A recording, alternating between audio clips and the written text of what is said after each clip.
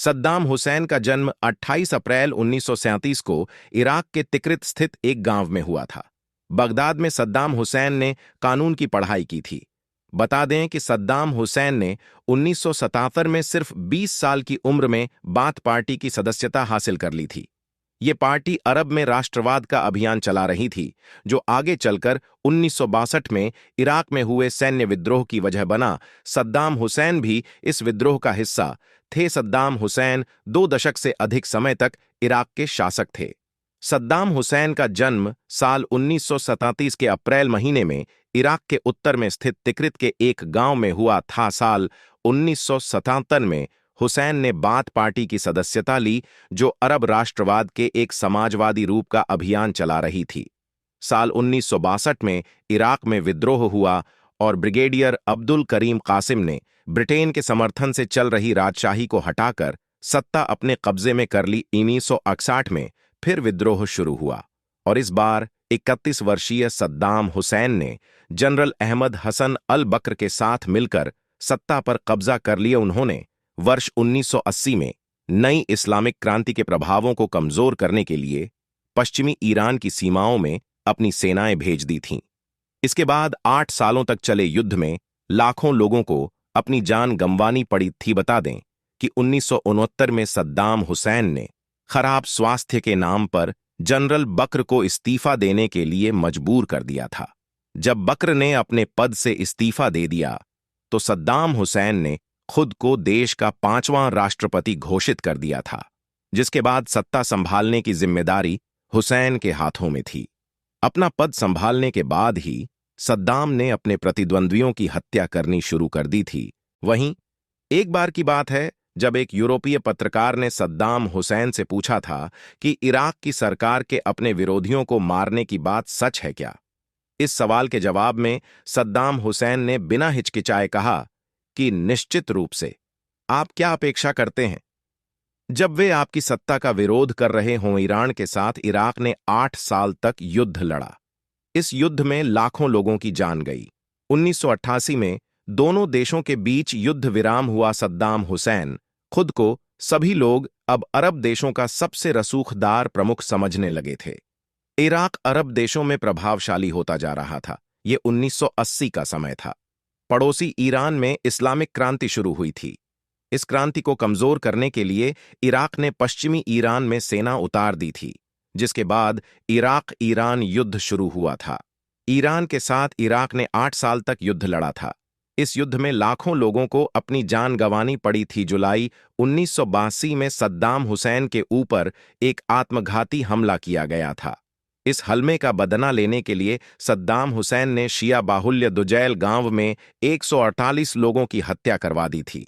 मानवाधिकार उल्लंघन के ऐसे कई मामलों के बावजूद अमेरिका ने इन हमलों में सद्दाम हुसैन का साथ दिया था। ईरान के साथ साल 1988 में युद्ध विराम घोषित हो गया था, लेकिन सद्दाम अपने प्रभुत्व को बनाए रखने के लिए अपनी ताकत को और अधिक बढ़ाने में लगे हुए थे।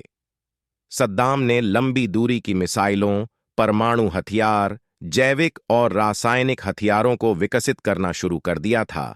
सद्दाम के शासनकाल में कई नरसंहार हुए और हजारों लोग मारे गए। इस बीच ईरान के खिलाफ युद्ध का इराक की इकोनॉमी पर भी काफी निगेटिव असर पड़ा था। इससे उबरने के लिए सद्दाम को तेल के दामों को बढ़ाने की जरूरत होने लगी। 1990 के दशक में सद्दाम हुसैन ने अपने खून से कुरान लिखवाई थी।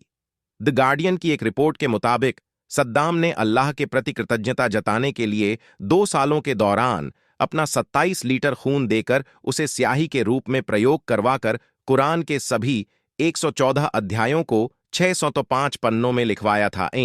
सभी 605 पन्नों को लोग देख सकें, इसके लिए इन्हें शीशे के केस में सजाकर रखा गया था।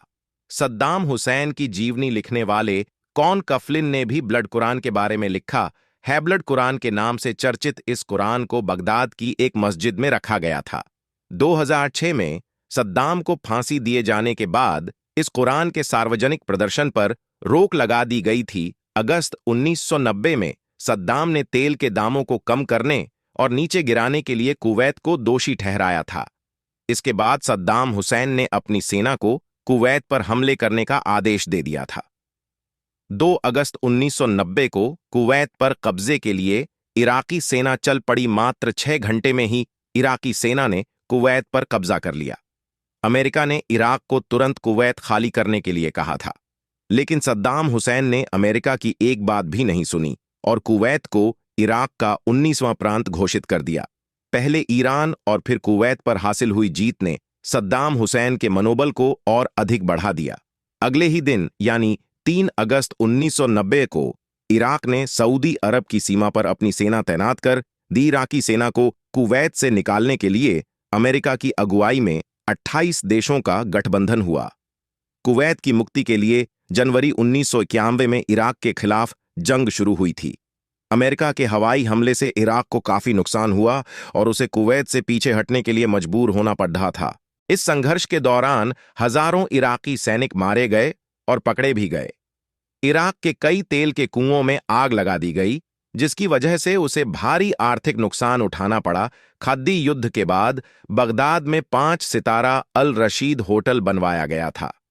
कहा जाता है कि सद्दाम हुसैन के कहने पर होटल के मुख्य गेट के हॉल के टाइल्स में उस वक्त के अमेरिकी राष्ट्रपति जॉर्ज H.W. बुश की तस्वीर बनाई गई थी। इस होटल में दुनिया के बड़े नेता आते थे और उन्हें बुश की तस्वीर को अपने जूतों से रौंदते हुए जाना पड़ता था। इस तस्वीर में अंग्रेजी और अरबी में बुश इज क्रिमिनल लिखा था। 2003 में इराक पर अमेरिकी सैनिकों के कब्जे के बाद इस तस्वीर को नष्ट कर दिया गया। वहीं 2008 तक इसे पूरी तरह से हटा दिया गया था। कुवैत पर कब्जा करने पर इराक पर कई तरह के प्रतिबंध लगा दिए गए थे।